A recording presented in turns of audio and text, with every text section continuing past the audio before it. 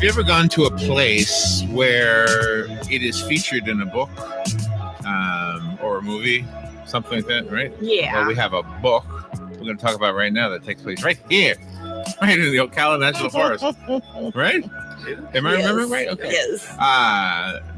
We read so many books. I was thinking maybe I got the wrong book there. Dr. Ron Cooper is in the studio. He's been with us before. The title of the book alone is gonna pique your interest. All My Sins Remembered. Dr. Cooper is the professor of humanities at the College of Central Florida, right across the street from us. He's a biblical scholar, and I think I remember going down that path with you last time you were here. So I don't know if we'll go there this time. You're a poet, a bluegrass musician. We need some of that right now. Yeah, we do. Everybody needs that at any given time. You know, it really would help. And you're the past president of the Florida Philosophical Association. Oh, yes, I remember our conversations. Good to see you again. It's been a long time. Yeah, it has a couple of years. So thanks, Larry. I'm tickled to be back. Yeah. So when you hear about somebody that had a near-death experience, sometimes they will say, I don't know if you believe them or not, but they'll still say, this is what they say. They'll say that they reviewed their lives, and they will tell you that they saw their sins. God reviewed their sins with them. And so all of the rest of us who've never had that say, oh my gosh, I better behave. Because I've already got enough I'm going to be cringing at when I'm up there. Or we're over there, wherever it is. So all your sins remembered. That's an interesting title. Does it have anything to do with what we're all going to face eventually? First, let me mention that if I were to have a near-death experience and reviewed all my sins, it would be a long near-death experience. It would take quite a while to get through. Actually, that's a reference to Shakespeare. It's the last line. Is that right? Yes, the last line of Hamlet's "To be or not to be" soliloquy. Oh. And so there are several references to Hamlet in the novel. The main character is suicidal, as Hamlet. Yeah, he's got lots of problems. He's got plenty of problems. Yeah. I suspect that if you spend a lifetime working in the sheriff's department, you'd probably develop a number of problems as he does. And now it's a locally based story. It is. It is. You know, I've lived in Ocala since '95. My first two novels were set where I grew up in South Carolina. My third novel, as you know, is set in ancient Palestine, completely disconnected from those. Yeah. But I thought I'd lived here long enough. I found out a few things. I did a little bit of research about Marion County history and talked to a number of people around town about some of the interesting factors and thought there's enough stuff here for, I think, a pretty good story. And I don't think a novel has been set in Marion County since Marjorie Cannon Rawlings' The Erlin, which was, 70 or so years ago. Yeah. So it's about time. Yeah. And I think readers in general liked if you like the book, you like to go to the place that's written about it, right? Have you ever done that? We've done that for a few of the books. Yes. So this you don't have to go too far. Right. Well, you know, the novelist Walker Percy, in his first novel, The Moviegoer, wrote about how people they love to see where they live or where they've been in movies. It kind of certifies. Isn't that interesting? Yeah. It is. It makes you feel it's a real place. It's been in a movie. But I think you're right. I think a book does that even more. You know, if there's a book about where you live, it seems as if it's now been crystallized for all time. Yeah. And it might even bring tourists. Let's hope so. However, they won't find what I can't remember his name, the protagonist. What's his name? Blevins. Yeah. They won't find what he found. Let's hope anyway, right? Oh yeah. Perhaps not. Maybe they won't look that deeply. You do write real life scenarios in there, and what's really what was funny. I mean, I really enjoyed the book, but one of the funny parts was Blevins talking to Ophelia, about his psychiatric. At times. And then she says, I'm the only one that you need. I can do better. And I thought that was a pretty funny moment in there. Thanks. I kind of meant that because he's as Larry mentioned, he has some problems. He goes to a psychiatrist. He's suicidal and he's taking some psychometric drugs. But he also every now and then goes down to Tampa to a strip club, and he has his favorite stripper who, after she does her show, has a little private lesson with him. And I love this part. and she suggests that maybe her discussions with him. She's a very bright woman, obviously. Yeah, she is very bright. Maybe she has better insight into his psyche than his psychiatrist therapist does. Yeah, because it's like he can just all of a sudden be a real person and open up to her without any fears of repercussions or anything like that. Right. And another reference to Hamlet there, her name's Ophelia. Yes, exactly. Oh, neat. So give us you sort of done it already, but for the listeners, obviously they're going to be a little bit left out if we don't give them a thumbnail sketch of the story. Sure. So the main character is named Blevins Bombardi. He's a major in the Marion County Sheriff's Department. He's been there for nearly 30 years. He's on the verge of retirement.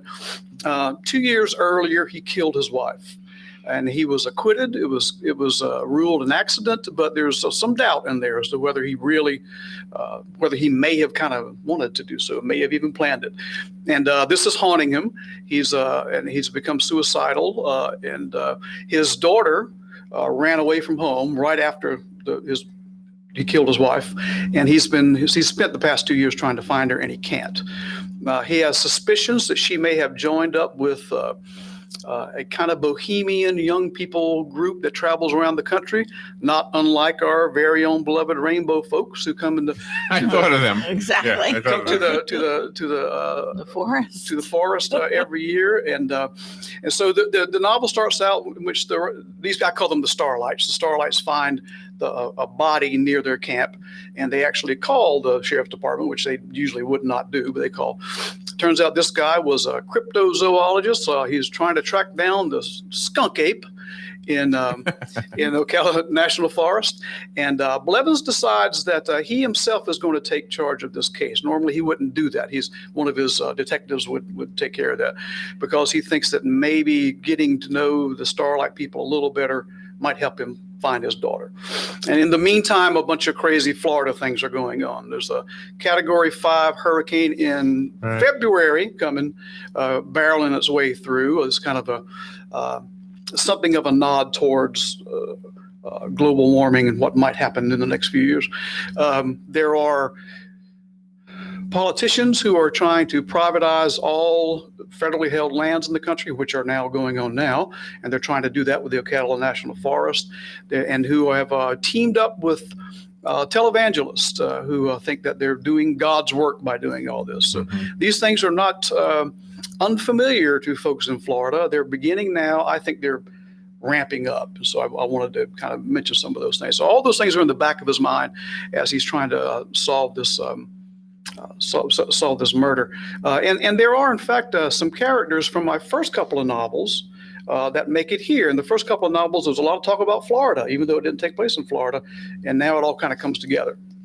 That's that interesting. It's almost like a recipe for a great story. And I'm just curious, as a writer, do you look at your ingredients, let me put it that way, and then say, you know what, we need a few more. We need a little spice or something. Does that happen as you're writing a story? Sure. Usually when it comes to writing a novel, I spend a great deal of time thinking about it and writing down notes long before. So some people work another way. Some people just sit down and start typing it out.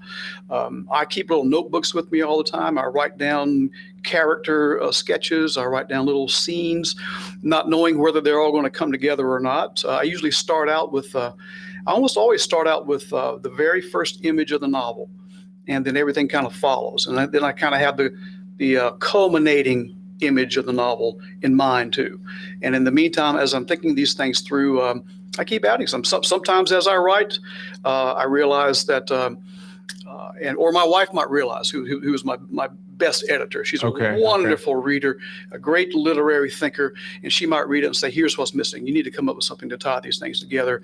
Maybe you've left too much for the reader to fill in and they're going to miss that, or here's something that I think would make this even more fun. Why don't you add something like that? So that's always going with any writer with a novel that long. With short stories is different because you really have to compress everything. Right. But if you got something that long, there are always going to be gaps to fill in.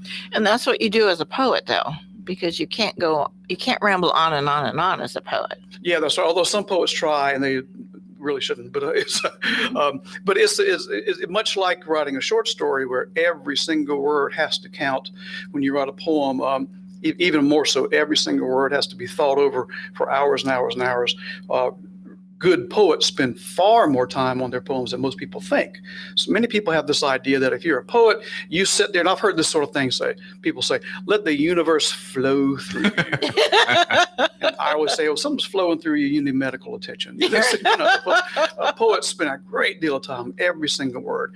And novelists do too, but there's a little more room to throw in a little tangent here. There are little stories within stories you can do in novels. You can't do that in shorter literature. And how important is it to you that something philosophical in nature is intertwined with all of that? Larry, you might remember from last time, my training is in philosophy. Yeah. That's what I studied in graduate school. Although I knew all along while I was studying philosophy that I'd probably want to write novels one day.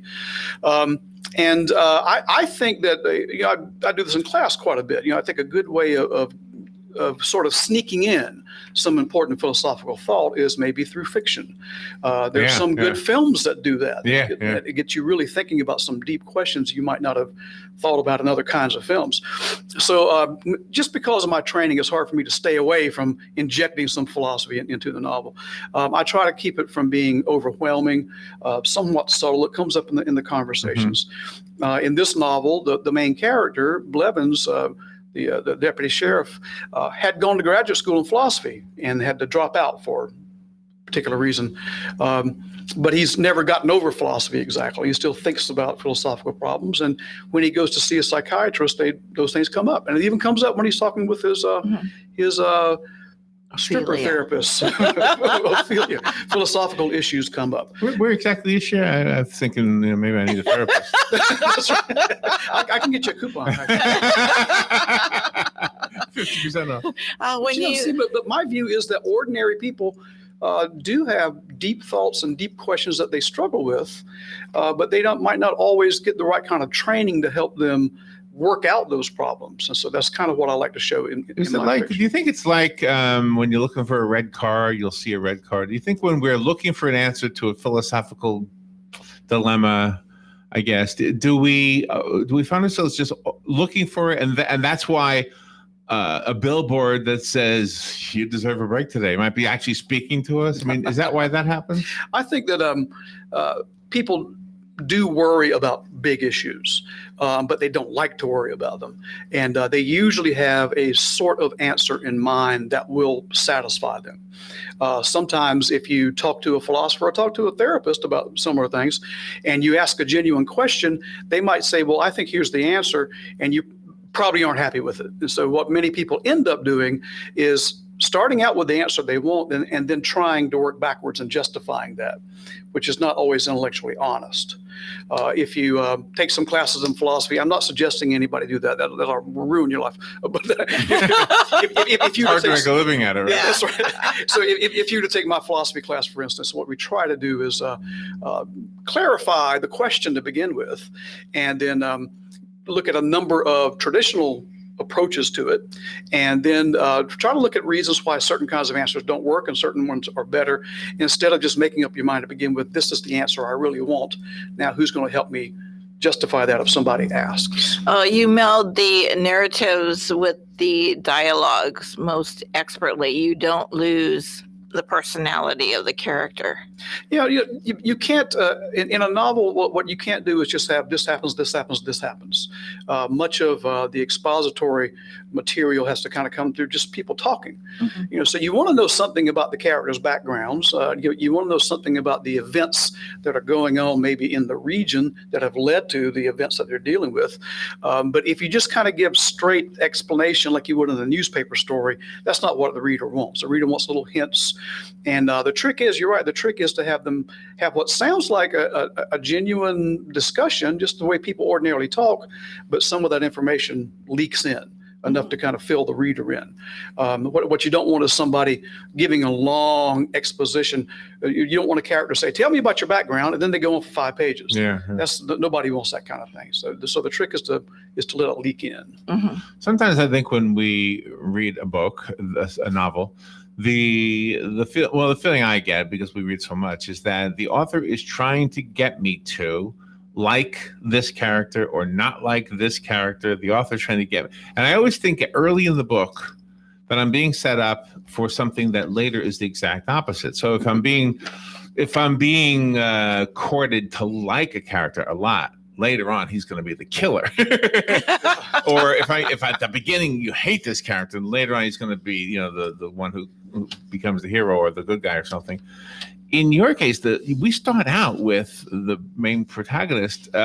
We don't like him right away because we think he killed his wife. Yeah, and I think that some of the best literature has characters that are quite complex, and I think most readers want that. If this is just because that's life, and that's the way real life is. I mean, you can relate with somebody who has problems. You can relate. How many readers can say this person has some serious emotional problems? I go through that too. I can relate to that. Yeah. Not too many people kill a family member, but they can imagine themselves sometimes doing that. If you have a character who's all bad, nothing but evil, nobody cares unless you're watching a superhero movie. If you have a character who is all good, nobody cares because they just aren't realistic at all. Right. And sometimes starting out, we immediately see his flaws.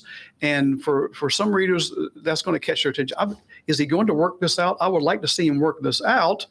I would like it to be maybe a little bit surprising. I don't want it to be just sort of pat. One day he wakes up and goes, I'm going to start anew. Ta-da. Nobody wants that kind of thing either. And that's what's wonderful about the research that you do also. I mean, you also have to approach real life people to see what the particulars and the nuances of their day-to-day job and life really is. Yeah, I was quite lucky that the college gave me a sabbatical for a semester. So I took off a semester and I did a great deal of research about Marion County. Also went to the sheriff's department and talked to some of the folks there.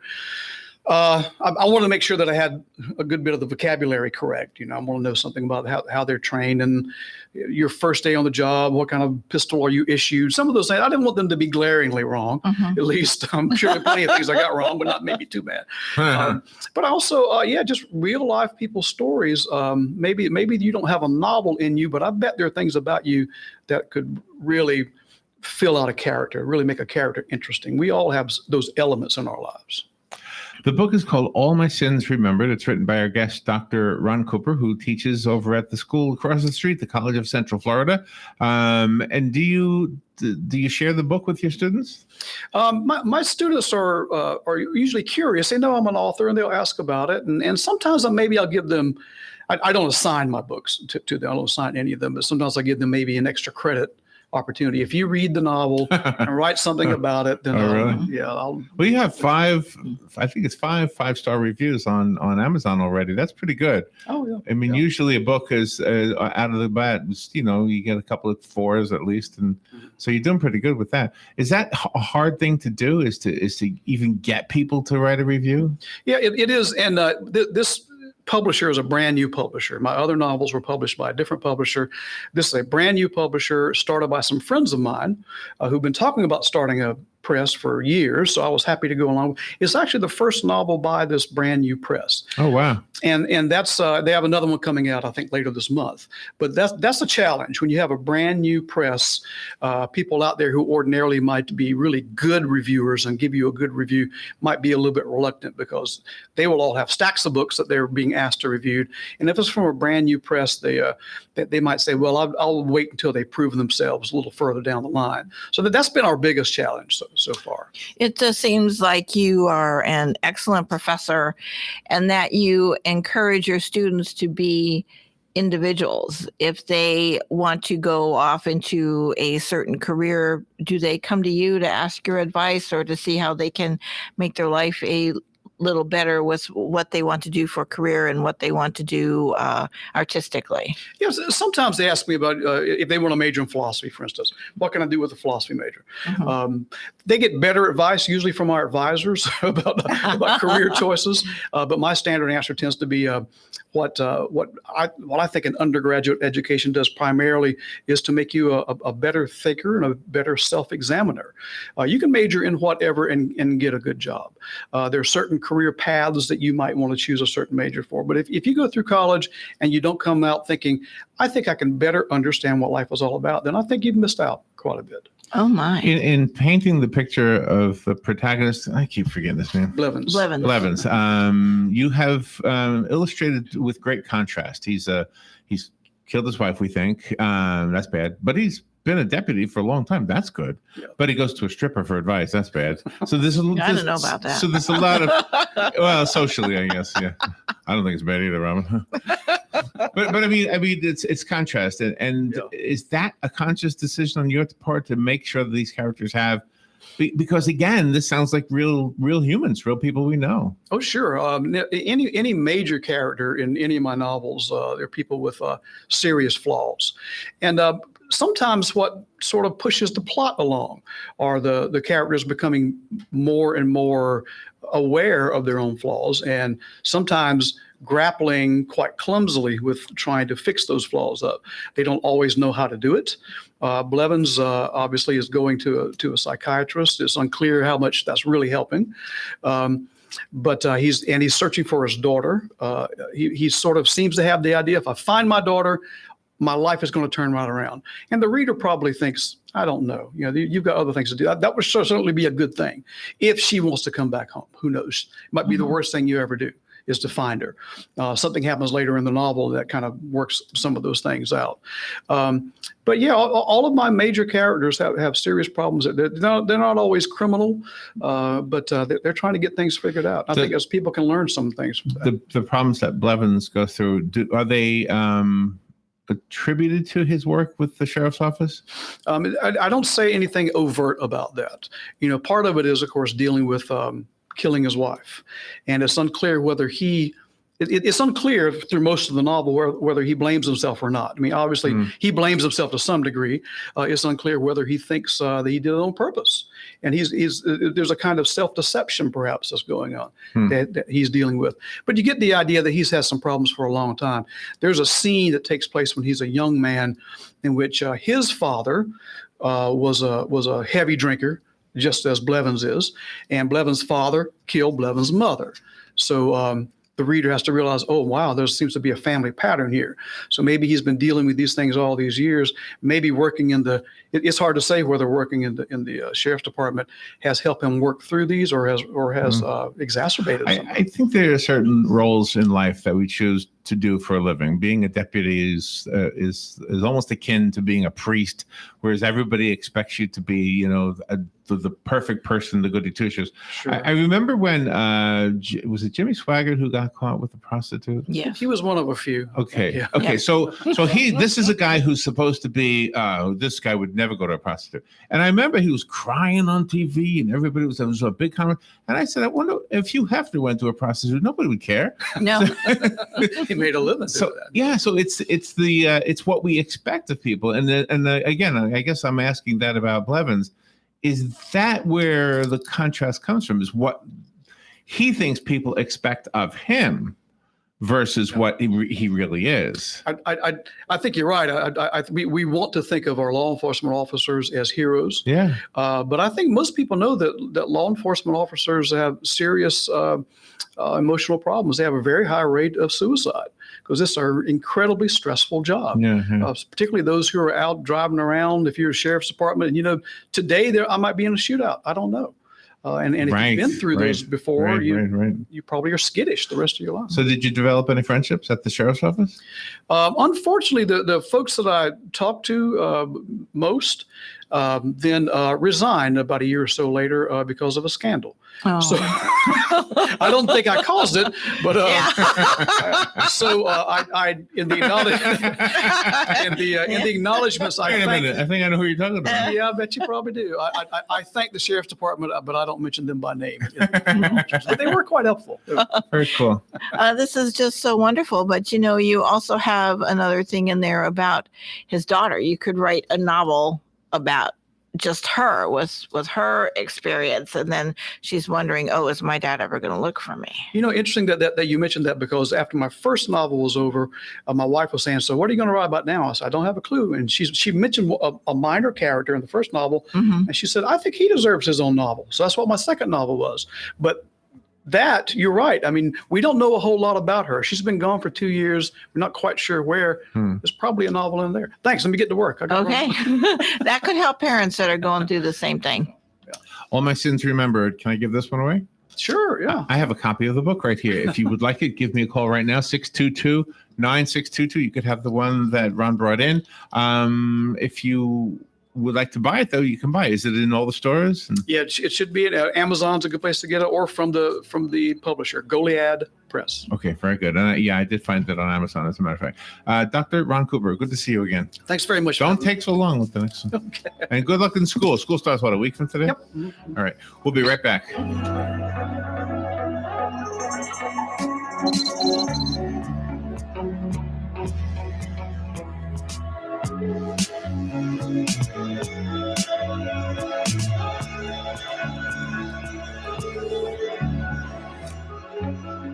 Broadcasting from the Paddock Mall Studios, this is WOCA, Ocala, Gainesville, The Villages, 1370 AM, 96.3 FM, The Source. Fox News Radio, I'm Lillian Wu. Entire neighborhoods wiped out by wildfires in California, where one has quadrupled in size over the weekend. The Mendocino Fire Complex. And the worry there is that you've got two major fires which are on the point of merging. 9,300 structures are threatened. Fox's Jonathan Hunt.